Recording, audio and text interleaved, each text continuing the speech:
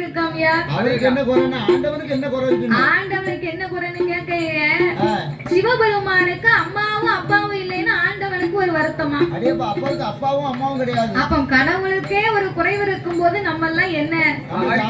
அவருக்கே அம்பாடுனா நமக்கெல்லாம் எம்பாடு. அப்ப இந்த இறைவனாகிய பகவான் சரி மனிதர்களுக்கெல்லாம் குறைவை கொடுத்து நாமளை எல்லாம் பரிசோதனை பண்ணி பார்ப்பது அந்த பகவானுக்கு ஒரு பொழுதுபோக்கு. அவருக்கு ஒரு திருவிளையாடல். அப்ப இந்த ஆண்டவர் மண் உலகிலே மனிதர்களை படைத்தார். 6 அறிவை கொடுத்தார், 9 தத்துவத்தை படைத்தார்.